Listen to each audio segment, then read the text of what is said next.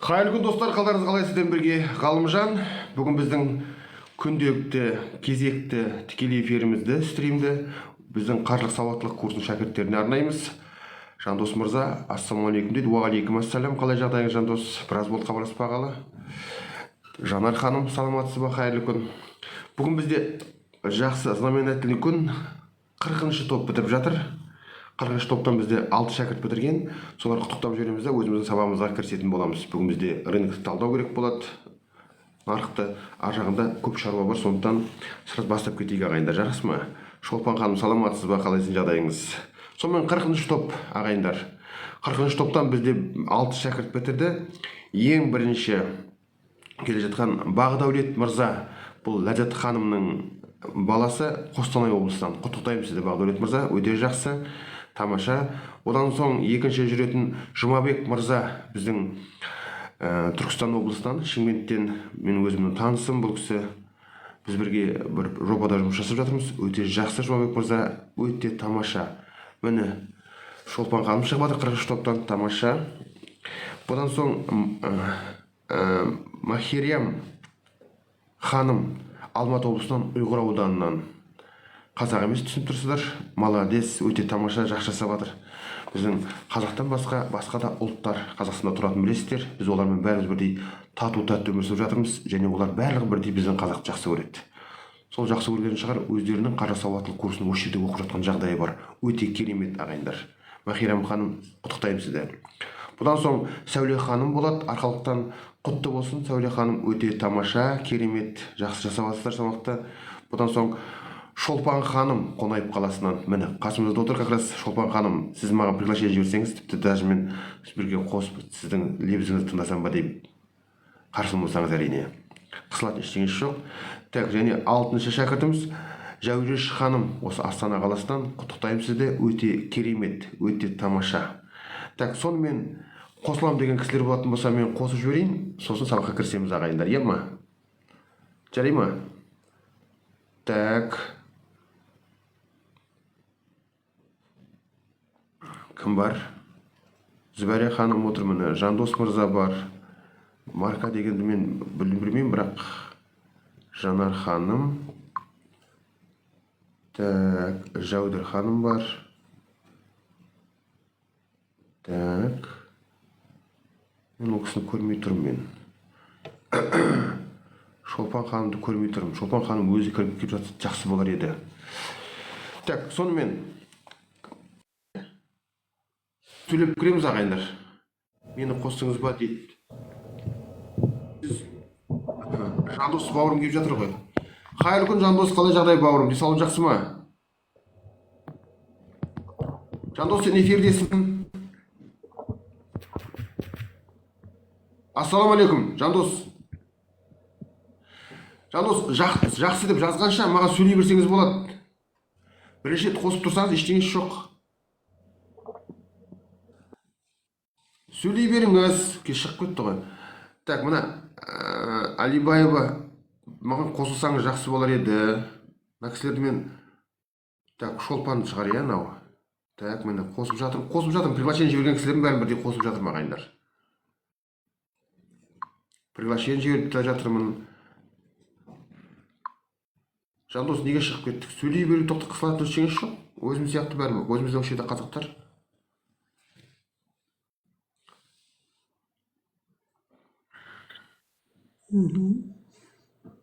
Саламатсыз ба? Саламатсыз ба? Қалайсың, жағдайыңыз, денсаулығыңыз жақсы, аман есенбісіз? Так, бәрі жақсы. Бүгін бірінші рет қатысып отырмын. Өткенде случайно істеріңізден түсіп қалған ғой. Кейін жоғалтып алып таба алмай қалғам. Дина ханым ба бұл? Ау, Тараздан. Дина ханым ғой. Иә. Дина ханым, қош келдіңіз. Біздің 42-ші топтан бұл кісілерге сабақ басталған жоқ. Қазір өзінің кезегін күтіп жатыр бұл кісілер. Сіз жоғалтып бастаған ештеңесі жоқ. Күнде сағат 1-де постоянно мен осы жердемін. Біріншіден, екіншіден, бұнда өзіңіздің қаржы сауаттылық курсы болғанда именно не? Өзіңіздің мақсат, миссияңызды қойып алғаннан кейін күнде практика болады. 5 күн бойы біз 2 акциядан 10 акция аламыз уже, ол жалпы саны. Так, аха, Аха. түсіндім. Оның ішінде өзіміздің көріп жүрген Қазақстандық Народный банк, Казмунайгаз, Кесел, Қазақтелеком, Казатомпром сияқты компаниялар. Так, түсіндім, иә. Так, акциялар олардың қанша тұрады сонда? Қазір бағасын айтып кетемін мен осы сабақтан, как раз сіздермен сөйлесіп кетемін, одан кейін мен хорошо. рынокта талдау болатын болады. Жақсы ма? Жарайды. Пока сіздің сұрағыңыз жоқ қой бізге, менің түсінгенімше, дұрыс па? Қалай дедіңіз? Пока сізде сұрақ жоқ қой деймін маған. Иә, әзірге. Қандай сұрақ қоятынымды да білмеймін ғой, пока әлі еш нәрсе білмеймін. Ештеңесі жоқ. Ақырындап бәрі сұрақ бастаған кезде, сабақ бастаған кезде сұрақ көп болады сізде. Жақсы. Хорошо, басқа сұрағыңыз болмаса, онда мен басқа кісілерге сөз беремін. Жақсы? Хорошо, жарайды, аха. Сау болыңыз. Жақсы. Так, мен мына жерден приглашение жіберіп жатырмын ағайындар, бірақ келіп жатқан адам аз.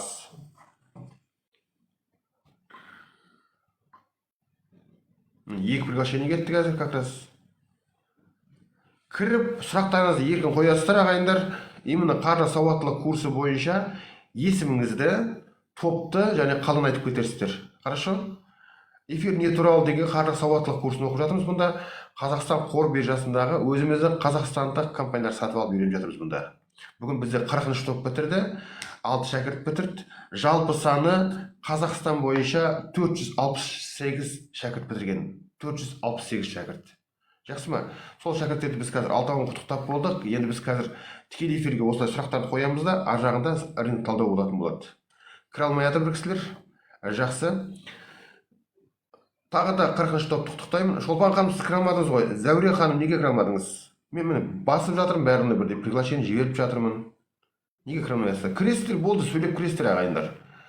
Оған мен ешнәрсе істей алмаймын. Міне кіріп жатыр мысалы. Міне екеуі бірдей кірді. Қайырлы күн, қалдарыңыз қалай, амансыздар ма? Ассалаумағалейкум. Уағалейкум ассалам. Қалыңыз қалай? Мирас бауырым, сен ба? Иә, дәл. Қалайсың көкем? Келдің ба міне сен Көкшетаудан? Шүкір Алла деп, келдім. Бәрекелді. Өзіңізбен бір жол қалмадық қой өзім. Жол қалмадық, мен шамалы сырқаттанып қалдым. Бүгін ғана шамалы. Байқап отырсың, дауысым шығып, еркін сөйлеп отырмын, байқадың ғой да? Алла шипасын берсін. Бәрекелді. Сен қасында Айдын болды, Айдын екеуің бір хабарласып, түстен кейін сағат 4-5-тердің кезінде бір көрейікші, мүмкіндік болса. Жақсы, әдемі болушы еді. Бүгін хабарын айтасың, хорошо? Хорошо. Сен біздің қаржы сауаттылық курсын бітірдің ғой, Мирас? Бітірдім. Так, қандай акциялар алдық? Мен акциялар алған жоқпын әлі. Әлі алған жоқпын. Алу керек онда? Алу керек, иә. Жақсы, хорошо, онда хабарды өзінен күтем, WhatsApp-қа жазып жібересің? Все, хорошо. Жақсы. Так, бізге Бауыржан мырза келіп жатыр. Қош келдіңіз. Саламатсыз аға, мен Зәуремін, күйеуім ғой Бауыржан. Зәуре ханым, қалай жағдайыңыз, амансыз ба? Дауысын естіген қуаныштымын. Үй жаман, денсаулық жақсы, кішкене өсіп жатыр ма? Рахмет. Бәрекелді. Өсіп жатыр, шүкір аға, рахмет. Тамаша. Өзіңіз қалайсыз аға, жақсысыз ба? Бүгін жақсымын. Құдайға шүкір, бүгін жақсымын. Тамаша болып жатыр бүгін. Так, сізде сабақтан қалай болып жатыр? Аға, мен қалай алып жатсыз? Сұрақ бар ма? Аға, мен сабақты бар аға, сабақтан сұрақтар. Өткенде мамама алған, бірақ алған жоқпын да. Соны қалай алатынын білмей отырмын әлі. Өзіме алдында алғанмын, сіздерден бұрын біреулерден көргенімді алғанмын ғой. Кегоп деген компаниядан біреуін ғана алғанмын. Жақсы. Бірақ портфельге жіберіп қойыппын, өзімде түбінде қалған тиындар ғой. Карточкада қалған. Сонымен алдында алғанымда 1473 деген тұғын. Енді портфелімде қалып қойып еді, портфелімде сөйтіп өсіп тұра ма? Портфелімде тұрған нәрсе, әріп тұра ма? Портфелде тұрған нәрсе сізде өсіп тұрады үнемі. Ол сіздің портфеліңіз, ол сіздің картинаңыз, ол сіздің сейфіңіз. Қалай айтайын басқаша? Ол портфелде үнемі жоғары жағында тұрады. Одан аламаймын, иә, басқа тағы. Астында документ, мына жақта табысын көрсетіп тұрады сізде жоғары жағында.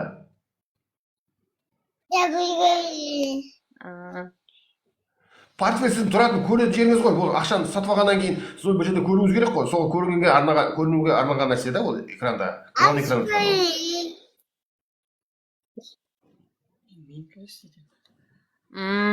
Енді мына өткенде мамама алайын десем, қалай айтты. Мамаңызға алайын десеңіз, Народный банкте ма?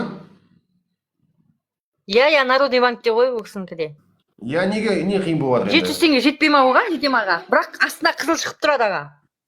Алайын десем, ол қалай? Қызыл шығып тұрғанда, именно акцияның бағасы ма қызыл шығып тұрған?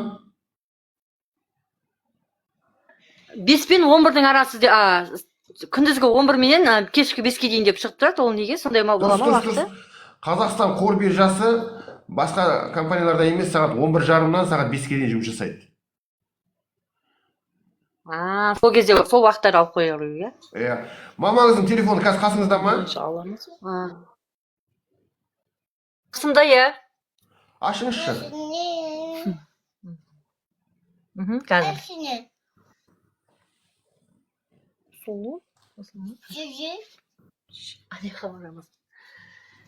Балдардан да жұмыс істей алмайсың арасында.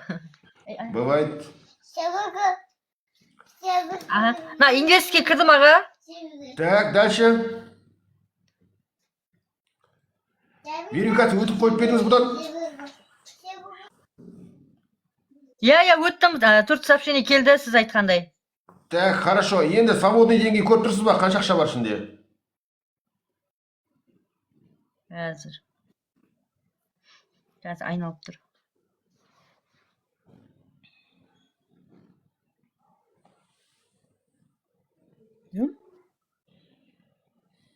Что купить деньги кірем, ә? Жоқ, свободный деньги деп ақша бар ма? Өткенде аударған да мұна қаяғына кетеді өзі. Енді соны астына төмен түсіп көрсеңіз, свободный деньги деген тұр орысша. Инвестиция деген ішіне салыптың дұрыс па соның ішінде? 700 теңге сыйға кеткен. Енді сол жаңа жоғарыда дұрыс, төмен түссеңіз астында тұр. Сумма перевода дегенге кірем, иә? Жоқ, сумма перевода емес. Ана мои активы деген аржағына төмен түсе беріңіз төмен қарай. Что купить-қа кірейін ба? Купить дегенге кірейін ба? Жоқ, кірмей татырыңызшы. Свободный деньги ақша ішінде қанша ақша барын біліп алайықшы бірінші. На, жаңағы 700 теңге ғой аға. Тұр, иә? Хорошо, кетті онда. Свободный, иә. Свободный деньги, аға. Что купить деп басыңыз онда. Ал. Бүгін бізде, білесіз ба? Народный банктың бағасы өте тамаша болып тұр. 203.98 болып. Народный банктан сізге 203 теңгеге 2 акциясын алсақ, для начала, мамаңызға. Кәні, купить. Что купить дегенде Народный банктан? Аха. Бағасы 203 теңге 98 болып тұр. Дұрыс па? 203-те 39 деп тұр, мынаяқта 205-те 3 деп тұр. Жоқ, 203-те 98, именно 203-те 35 болса, сол уже бағасы түскен ғой. Түсіп тұрған кезінде алған жақсы. 203-те 39. Я 203-те 39. Давайте, купить. 2 штук деп жазыңыз ана жерге. Қазір. По умолчанию біреу тұр, соны бастым 2 плюс бассаңыз 2 болады, әйтпесе өшіп тұрса 2 жазсаңыз да болады. Екеу дедім аға, 2 деп бастым. Жақсы, давайте. Купить деп жаза берейін ба? Иә, бастыңыз. Так, ана лимит пен рыночный тұр, сол рыночный қойыңыз жоғар жағында.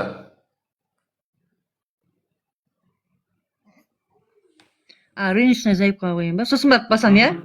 Иә, содан кейін барып басасыз купить деп. Жазып отырғаныңыз жақсы бұны. Енді сообщение күтіп тұрмын.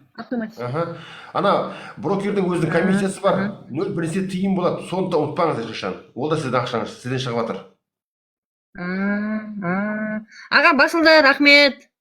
Басылды. Так, 4 цифра келді ма? Подтверждение берді ма? Иә, бердім. 402-де 10 деп тұр. Енді асықпай, ана пополнить, перевести, одан кейін конвертация, одан кейін не бұтыр, активы тұр. Активный операция деген. Мои операция тұрсында. Операция. Иә, Ага, соған кірдім барған аға, кезде иә. именно жаңағыдай Екі штук келді историясында сообщение. тұру керек. Народный банктан 2 штук алдыңыз деген заявкасы. Көрініп тұр ма? Мына жаңағы келді ғой, иә, Народный банк жасаса, иә, 2 штук келді деп, иә. Иә. Ага. Енді ол пока что заявкада Активный тұр, заявка сатып ма? алған кезде сізге хабар келіп қайта түседі, сізге именно мои активы келіп түседі. Қазір пока ожиданиеде тұр, дұрыс па? Активный ожидание тұр, иә, активныйда ештеңе жоқ әлі. Аха. Все болды. Ар жағында қиын ештеңе жоқ. Рахмет Мамаңыздың аға. пенсиясына мамаңызбен келісе отырып, айына 10%-ын сақтап, өстіп көбейтіп отырса, ақырындап 2 жылда мамаңызға көп жағдай келеді да өзгереді.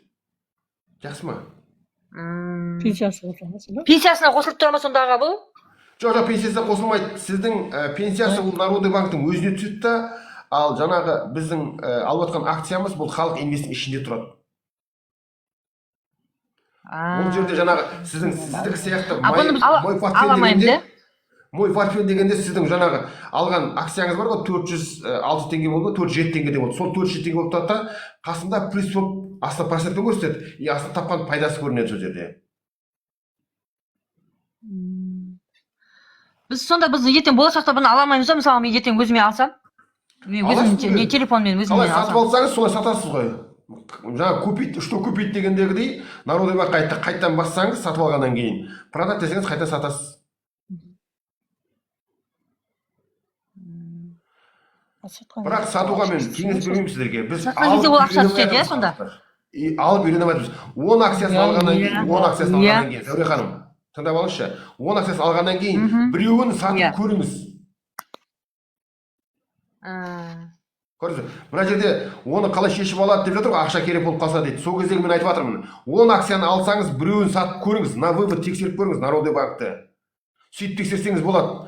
Мына, ал бірақ жаңағыдай ақша керек болып қалса деген нәрсені бірінші күннен бастап басын алып тастаңызшы. Бұл ақшадан басқа да өмір сүріп жатсыздар ғой, бақсы ақшамен. Сондықтан бұны ұзынан ұзақ 15 жылға кейін сізге айтамын, Зәуре ханым, мына жердегі жаңағыдай аға дейма, ара дейма, сол оны қалай шешіп алады, ақша керек болып қалса деген кісіге жауап беріп жатырмын мен қазір. Бәріңіз бірден оқып тыңдап қойып отырсыздар ғой. Сондықтан бұл нәрсені бір өзіңізге запас ақшаңызды, осы ақшаға мен бұдан еттеймеймін, қайта наоборот ай сайын көбейтіп отырамын деген уәдеңізді өзіңізге беріп отырып жасайсыз бұны. Өйткені сіздің жасаған, өзіңіз жазған күнде жазып жатқан неңіз бар ғой. Мақсатыңыз бар ғой, сол мақсатқа жету үшін ол ақша көбею керек қой. Жақсы? Иә, біз мама да сол үлкен кісі ғой, пенсияға шыққан кісі ғой. Өстіп мамама, папама да істеп берсем болады ма? Болады. Әкеме де істеп берсем болады, иә? Папаңыздың әдемі болса болады. Мына сабақ видео обучениесі бар ма дейді. Видео обучениесі болады, ішінде сабаққа кірген кісілер бірлік видео нұсқаулық бар ішінде, видео инструкциясы. Сонымен жұмыс істейсіздер. Марка деген кісі жауап беріп жатырмын мен. Мысалға айта беріңіз. Аға, қоя берсем бола ма? Аға, кейін мысалға алуға бола ма? Мамаларға мысалға үлкен кісілер ғой дегенім ғой әйтеуір. Ештеңесі жоқ. Ол кісілер постоянно алып тұрады. Менің өзімнің мамам сөйтті. Менің мамам да пенсияда, мысалы. Ол кісіге бәріміз отырып, мен бар, 2 қызы бар, 3-еуміз жабылып отырып түсіндірдік ол кісіге. Менің сіздерге қазір айтқан кезде сразу қағып жатсыздар да, менің мамама 1,5 сағат отырып, прямой айтқан кезде сөзім жетпеді. Қасымда қазақшаны... Мамаңыз нешеде аға? 75-те. Сол мамама, өзімнің қарындасым аударып отырды қазақша. Қазақшадан қазақшаға. Мен түсіндіремадым бізде. Сөйтіп, мынау жақсы екен ғой. 1,5 сағаттан кейін ғана, онда 10% мен жасап отырайын онда. Деп, ол кісі қазір барсаң, маған Центр кредиттің акциясы, Қазмұнайгаздың акциясын алдым деп маған отчет жасайды қазір.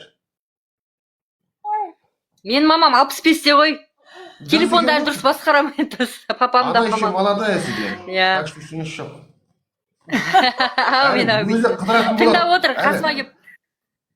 Бұл тапқан ақшаға, көбейген ақшаға.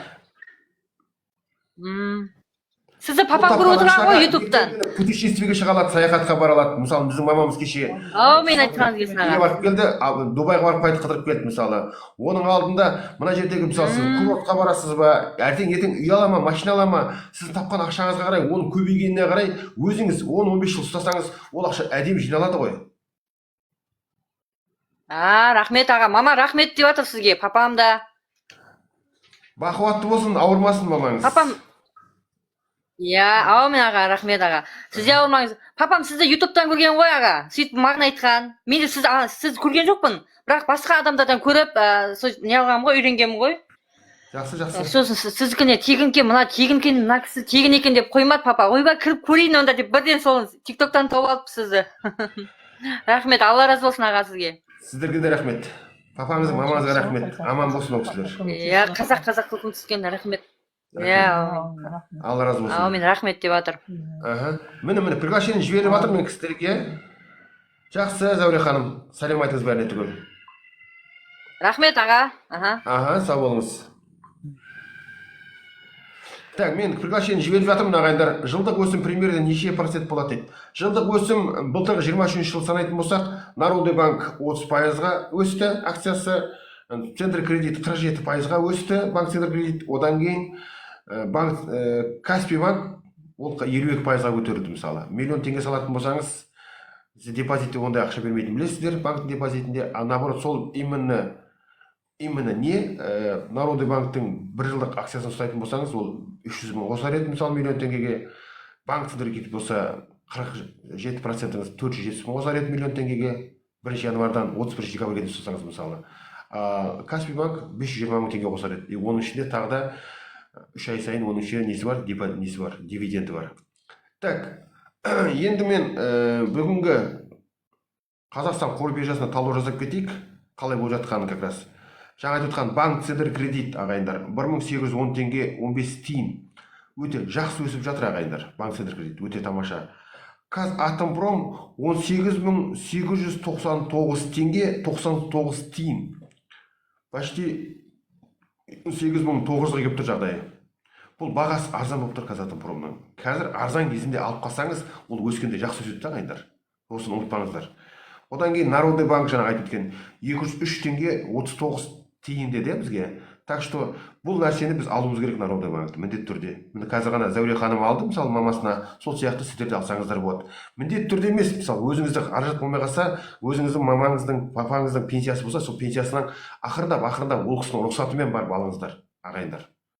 Ешкім ақшасының көбейгеніне қарсы болмайды, сонда дағы ол кісінің басқа ол ақшаға жоспары бар шығар мысалы. Жақсы ма? Бірақ сол аз уақытта бір 2 акцияны, 3 акцияны бастап алсаңыз, ар жағында бұл нәрсе көтеріледі ғой. Сіздің де өзіңіз ар жағында оны көбейіп бастаған кезде, сіздің ішіңізде де бір осы нәрсені көрсем екен, білсем екен деген нәрсеңіз болады да іште. Ар жағында ол сізге көбейіп бастаған кезде, ар жағында енді көп қой менің қазір отзывтарымда жеткілікті, Инстаграмда отзывда тұр мысалы. Соның ішінде бүкіл отзывтар тұр мысалы. Именно осы сіздердің рахметтеріңіз тұрған, алғыстарыңыз. Содан көріп оқысаңыздар да болады мысалы. Қазмұнайгаз 12.772 теңгеге түсті көтерілген. Түсті бұл наоборот. 13 мыңға дейін жақсы көтерілген білесіздер да.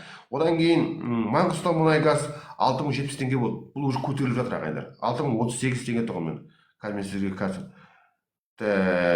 Қазақтелеком айтып келеміз Маңғыстаумұнайгазға. Қазақтелеком 34.650 теңге болды. Ал өткен аптада Қазақтелеком 34.294 теңге тұғын.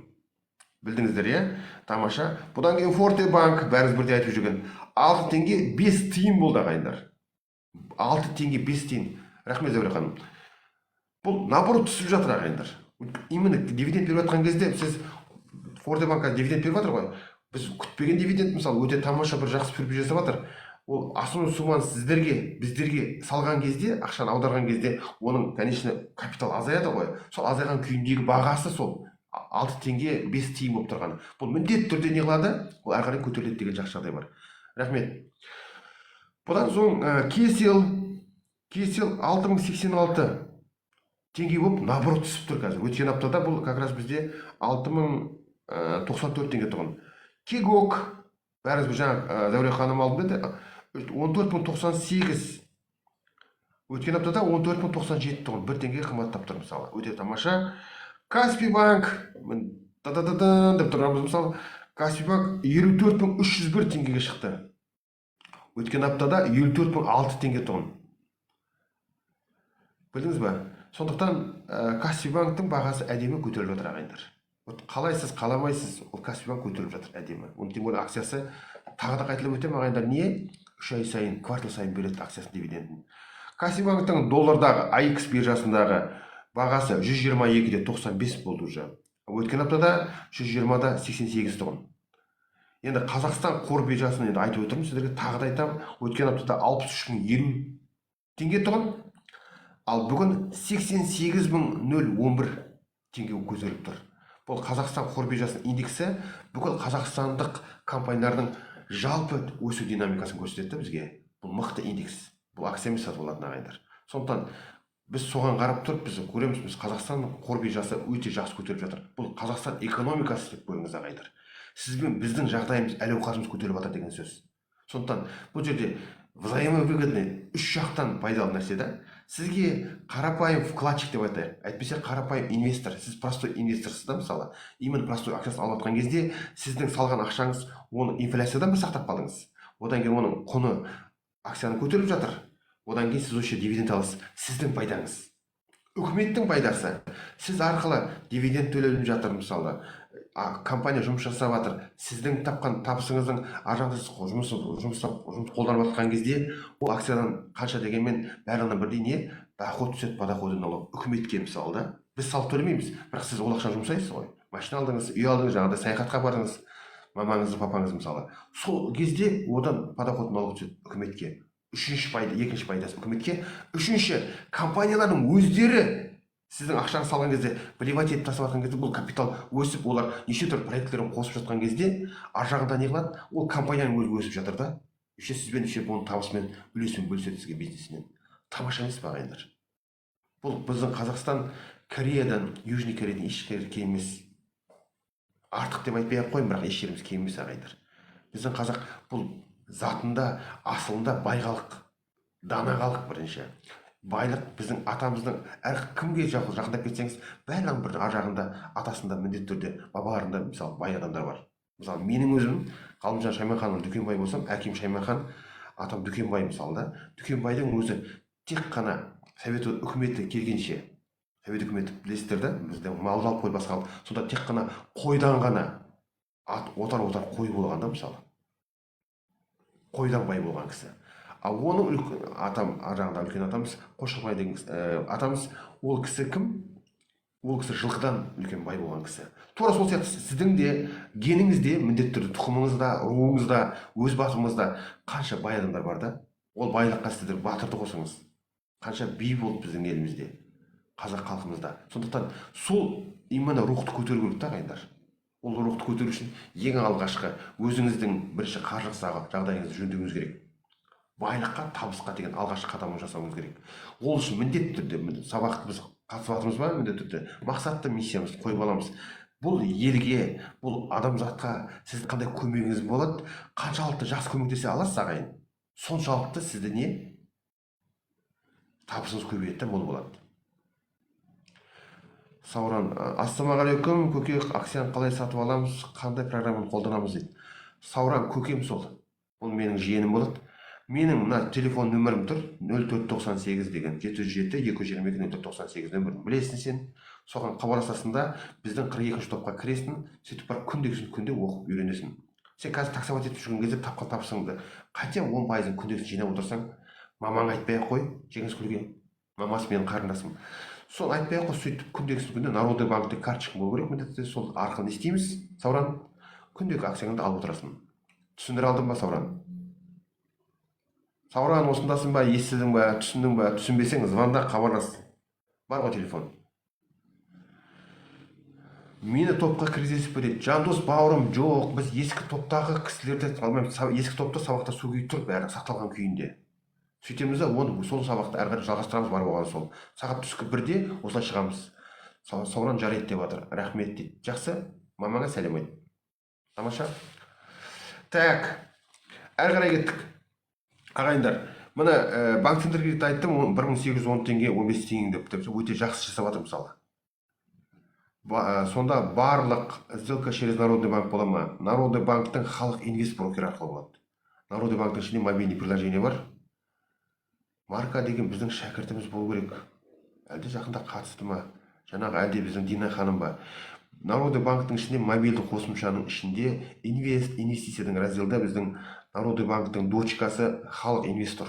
Халық инвест бұл Қазақстан қор биржасының ресми брокері. Сол арқылы сатып аламыз біз. Жақсы ма? Енді қатысып бастасам деді. Иә, ақырындап бастайсыз, ештеңесі жоқ. Сондықтан Сауран қазір жазып жібер маған, тура осы тұрғанда жазып жібер. Ар жағында мен сабаққа қосамын сені. Жақсы? Біздің жиен бұл. Так, кеттік. Енді ары қарай ағайындар, басқа сұрақ бар ма? Сұрақ барлар бол кісі, мысалы, пожалуйста, маған қостыңыздар, приглашение жіберсеңіздер, мен күтіп аламын сізді. Так, акцияны алған соң күнде көріп отыру керек па? Ол ақшаны алып қоймай ма? Обратно бізден дейді. Жоқ, алған ақшаңыз сіздікі. Сіздің кредитіңіз, бір жақта жаңағыдай арест бір нәрсеге қарамайды ол. Сіздің уже Народный банктың ішіндегі халық инвестке кіріп кеткеннен кейін ол акцияны ешкім арест жасай алмайды. Бірінші. Екіншіден, күнде тұрып қажет жоқ, бірақ күнде қарап бассаңыз, сіздің көзіңіз үйреніп бастайды. Өйткені мен айтып отырған 10 акцияны, оның сырты тағы да 10 акцияның бәріне мына жоғары жағында жұлдызша бар, басып қойсаңыз, постоянно избранный тұрады. Избранный қойған нәрсе не болады? Оны сіз үнемі қарағанға оңай болады. Күндегі өскен түскен көріп отырасыз да, бір ай қарап отырыңызшы. Ақшаңыз пока жоқ деп айтайық. Жалақы жұмсалып кетті. Рас болады жағдай. Ар жағында не істейсіз? Енді келесі айлыққа жалақы қараған кезде сіз мына акцияны алсам болады екен ғой деген нәрсе. Жақсы? Каспий приложениесі қажет емес па дейді. Жоқ, Каспий приложениесінде жоқ бұл. Біз Народный банкте ғана приложениесінде. Жақсы? Қатты қиын емес, ағайында бір үйреніп алсаңыз, бір ғана видеодан қарап шығасыз да болды, ар жағында үйреніп кетесіз. Ар жағында мамасын, папасын алып жатыр мысалы Зәуре ханым жаңағы. Сол сияқты Бауыржанның келіншегі. Молодец. Зәуре. Так, сондықтан бұл нәрсені қатты қиналып ештеңесі жоқ. Бір рет көріп алсаңыз, қатты қиын емес, ағайындар. Үйреніп аласыз да болды. Ар жағында ай сайын өзіңіздің 10%-ын салып отырған кезде ол ақша одан ары көбейеді. Соған сізге сабыр мен төзім керек. Оған Народный банк қаржысы қажет болады ғой, солай ма? Солай Народный банктың қаржысы керек болады. Жоқ болса ашып алыңыз, бар болса тіпті жақсы. Ішінен инвест деген разделді ашып, видео проверка өтесіз, Каспий банктегідей. Оңға қарайсыз, солға қарайсыз, көзіңізді ашар жұмасыз, соның барлығы соның ішінде бар. Жақсы, қатты қиын емес ол ағайындар. Бір өтіп алғаннан кейін, кәдімгідей Қазақстан бойынша 468 шәкірт бітірді мысалы. Бүгіннің өзінде 40 топ бітірді, юбилейный 40 топ бітірді. 21 ақпаннан бері, 21 февральдан бері, март, апрель, май міне, 3-ші ай болып жатырмыз бұның.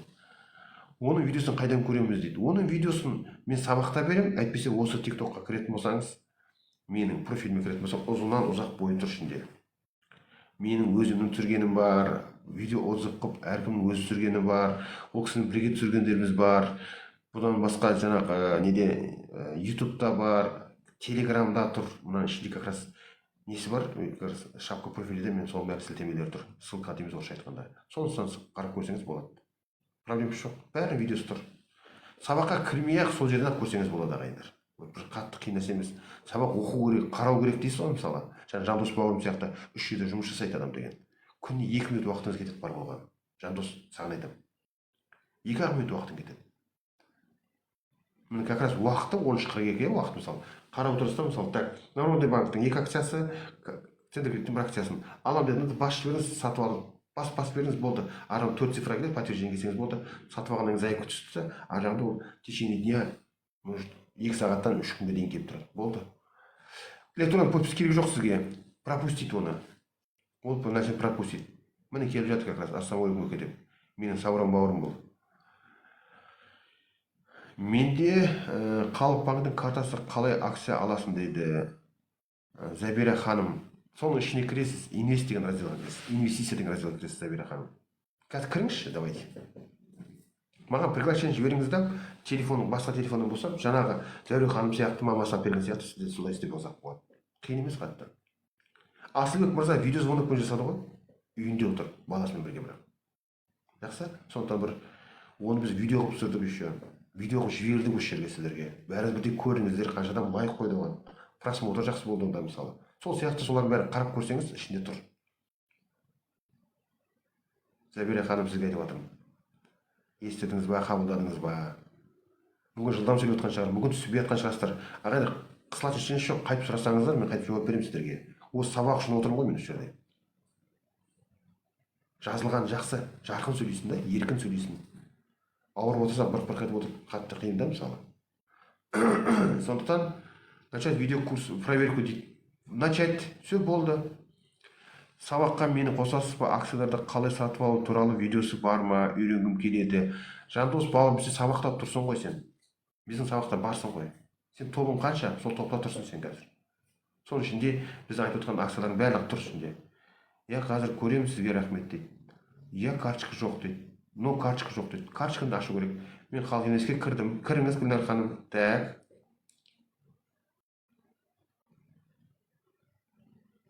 Жандос, маған екеуміз бұйырса кездесіп жатсақ, сол кезде бір ішіне 1000 теңге, 2000 теңге салып әкелші. Мен саған сол жерде прямо мастер-класс көрсетейінші. Былай істейсің, былай істейсің деп сенің қолыңмен. Жақсы ма, Жандос? Народный банк бар ғой сенде? Бар. Сол Народный банк ішіне 1-2000 теңге салып әкелші. Ол ақша бар сенде. Үш жерде жұмыс еткен адамда ақша бар. Соған саласың да, сөйтіп алып келген кезде, кездесіп жатқан кезде мен саған көрсетіп жіберейін. Бірақ екеуміздің кездескен уақытымыз 11:30 мен 5-нің ортасында болу керек. 4-тің ортасында деп айтайыншы, өйткені арадан 1 сағат уақыт бар. Сондықтан сол уақытқа кездесуіміз керек біз. Сол кезде мен саған бірінші біздің жұмысымызды қоя тұрып, именно сол Народный банктың ішіндегі мобильный приложениесінің ішінде акция сатып алып бастаймыз. Бір рет өз қолыммен жасайсың, мен айтуыммен. Ар жағында оны постоянно істейтін боласың. Түсінікті? Келістік. Сонымен түсіндіріңіз тұр ғой ағайындар, Қазақстан қор биржасы өте жақсы көтеріліп жатқан жағдай бар. 88 мыңға шықтықпыз, 62 мыңнан. Өте жақсы көтеріліп жатыр.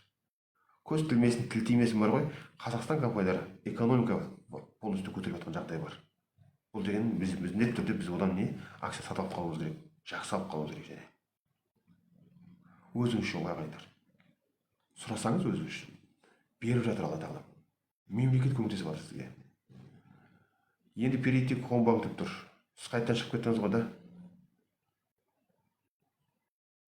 Сізге жаңағыдай видео проверкеден кейін не бар? Жаңа 4 цифра келіп тұрғанда подтверждение. Келді ма сізге? Дина ханым.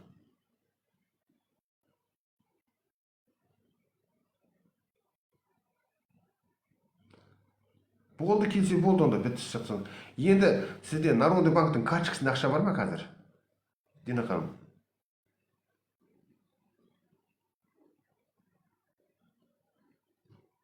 Тура жаңағы Зәуре ханым сияқты 500 теңге бар ма ішінде? 600 теңге мысалы. Бар болса болды, сол жерден что купить деп баса берсеңізші. Сәлеметсіз бе, не айтып жатырсыз? Кеш қосылдым дейді. Маржан ханым, саламатсыз ба? Бізде қаржылық сауаттылық курсын өтіп жатырмыз. Бұнда Қазақстандық қор биржасындағы өзіміздің Қазақстандық компания сатып алып жатырмыз қазір акциясын. Народный банк, Казатомпром, жаңағы Банк Центр Кредит, Кесел, Форте банк сияқты компаниялардың акциясын сатып алып жатырмыз. Өсуде үйреніп жатырмыз. Сабақ тегін. Ана кірем деп жатсаңыз, сабаққа 707-222-0498 менің нөмірім мысалы. Ғалымжан менің есімім, Астана қаласында тұрамын, Қызылорда облысының тумасымын. Осыған иә деп жатсаңыз, 1 апта оқып шығасыз онлайнда, күндізгі сағат 10-ға дейін тапсырма беріледі, сағат 1-де осы жерде сабақ талқылау, пысықтау. Түсінбей қалдым, білмей қалдым деген кісілердің бәрі осы жерде сұрақты қояды, прямой эфирде қояды, жазып жібереді, бірақ сабақты өсіп барып, әбден түсініп кеткеннен кейін, пожалуйста. Картқа кірген соң әрі қарай айтып жіберіңіз дейді. Карточка кіргеннен кейін инвест разделіне кіріңіз. Сізде общий менюда, мысалы, 1-ші, 2-ші, 3-ші, астында 3-ші болып тұр. Қызылорда қаласы ма дейді. Жоқ, Қызылорда қаласы емес, Қызылорда қасындағы бұрынғы Сырдария, қазір Тереңөзек ауданының Бесарқа ауылынан тұрамын мен. Сая ханым, қайырлы күн, қалай жағдайыңыз, амансыз ба? Бізде Қызылордамыз, тамаша, ағайындар тамаша. Бауыржанға рахмет, папама, мамама рахмет, сенімен танысып жатқан. Тамаша. Бауыр қала қаласына дейді. Аға, Форекс деген рас па, бинома деген дейді. Соңынан, бүгін біздің сақырым емес, біріншіден. Форекс деген өзінде жұмыс жасап жатыр. Менде басқа прямой эфирде бар ол нәрсе. Автотрейдингте жұмыс жасап жатырмыз Форексте, проблемасы жоқ. Бинома емес, мен саған басқа жолын көрсетейін, соны асықпасаң. Сен асықпасаң, бірінші қаржылық сауаттылық курсына кіріп ал, оқып ал. Бұл тек қана бірінші баспалдағы. Ар жағында біз не? Бұдан кейін бұны басқа да курстарын, басқа да жолдарын, басқа да қаржы инструменттерін қарастыратын боламыз. Өзің ұнаған аласың ішінде. Жақсы ма солай? Айналып келгенде бәрімізде ақша тапқымыз келеді ағайындар. И ол міндетті түрде надежно, сенімді және безопасно, қауіпсіз болу керек, дұрыс па? Соның именно қауіпсіз жолдарын айтып отырмын ғой сіздерге. Ішіндегі ең тәуекелі аз, рискс аз, жоғалтып алмаймын ақшамды дейтін жағдай ма? Сол үшін ақырындап соған келе жатқан жағдайымыз бар біздің. Иә, қаржылық сауаттылық па дейді. Иә, қаржылық сауаттылық бұл курсы. Binance деген бұл біздің крипто кошелек, оны ашуымыз керек болады. Оның ішінде өте жақсы жұмыс жасап жатырмыз қазір. Біздің Каспий Голд сияқты онымен де жақсы қолданатын боламыз. Дивидендті жиналғанда қалай түсіріп аламыз дейді. Дивидендті жиналған кезде ол сіздің свободный деньги разделіне келіп түсіп тұрады, саяхан. Прямой келіп түсіп тұрады. Және сообщение келіп түседі сізге. Міне сізге осындай Народный банктың, әйтпесе Форте банктың осының акциясына осындай дивиденд келіп түсті, размер осындай деп көрсетеді сізге. Саяхан. Жақсы. Алып жатыр бізде уже. Өткен жыл алған кісілер бар. Солардың барлығы, мысалы, осы Каспий банкты қазір алған кісілер бар. Каспий банктан акциясын сатып алып, дивиденд алған кісі бар ма? 38 адам ішінде бар ма бізде? Мен алдым деп айтыңызшы екен. 850 теңге бір акцияға келіп түсті деп айтыңызшы маған. Мүмкін емес, мына 36 адам ішінде біреу болу керек қой. Мен алдым, маған акциясы түсті деп. Өйткені біз февральда бастасақ, февраль, март бірінші топтан 8-ші топқа дейін келді. Қанша теңге салу керек дейді. Минимальный 1000 теңге, 2000 теңге салсаңыз болады, Маржан ханым. Өзіңіз білесіз. Бірақ көбейткен сайын өзіңіз көресіз оны. Депозит болған, жақсы болған сайын алатын. Бұл алаяқ дейді. Сіз кім боласыз? Прогресс деген жігіт. Мен сізді осы сөзіңіз үшін, менің көңіліме тиген үшін осы сөз, мен топтан шыққанда сізді мен блокқа жіберемін. Жақсы ма? Ренжімейсіз ғой сіз маған. Народный банктың, Каспий банктың, Казатомпромның акциясын сатып алып жатсыздар, маған ақша төлемей, өз ақшаңызға. Сонда мен қай жерім алаяқтық айтшы маған? Қазағым сен. Прогресстен атыңа деймін қандай күшті. Мен 600 теңгеден бастадым, қазір маған түсіп жатыр. Бұл шын зат дейді. Саяхан, тамаша, рахмет. Ондай адам болады енді. Ішінде міндетті түрде болып жату керек. Міне, дивиденд түсіп жатыр дейді. Керемет, Саяхан, құттықтаймын сізді. Алла берекесін арттырсын. Бақытты болыңыз. Табысты болыңыз. Мен тіркелдім, акцияны алуым керек. Жақсы тіркелдіңіз. Енді жаңа верификация өтіп болдыңыз ғой, видео проверканы. Әрі қарай не істейіңіз? Что купить дегенді басасыз. Олар басып отырған қажет жоқ аға дейді. Мен де солай ойлаймын. Так, басқа сұрақ бар ма ағайындар? Қазір 1 сағат болғанда мені TikTok уақыт болып қалды деп айтады хабар маған. Менің сұрағымды қараңызшы дейді. Қандай сұрақ қоя қойыңыз айтам. Көбейіп жатыр дейді, тамаша. Процентоксы көрінеді, астында табысы көрінеді да бұның. Мен халық банкте ақшам бар дейді. Так, Забира ханым, енді кеттік, Забира ханым. Что купить деп басыңыз.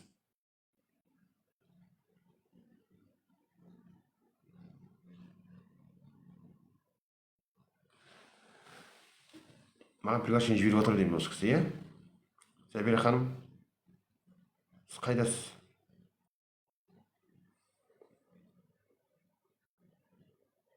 Так, Забира ханым мына жерде көрінбейді ғой менде.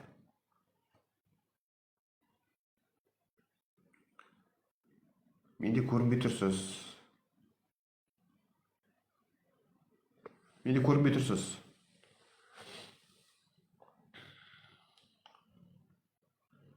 Ағайындар жетер, бүгін біраз уақыт болды.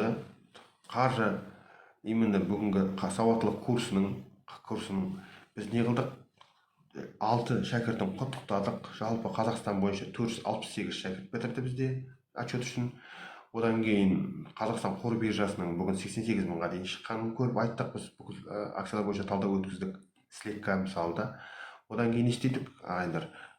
Прямой эфирде сіздерге сұрақтарға жауап бердім.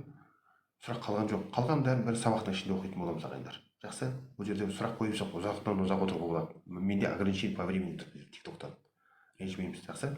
Рахмет назарыңызға, қойған сұрақтарыңызға рахмет, қойған лайктарыңызға рахмет, жасаған репосттарыңызға рахмет, берген подарктеріңізге рахмет, сыйлаған. Қазақ байысын, бай болыңыз бәрі. Бай бақытты, қуатты болыңыз, амандықта тікелей эфирде кездескенше сау саламат болыңыз, ағайын. Рахмет.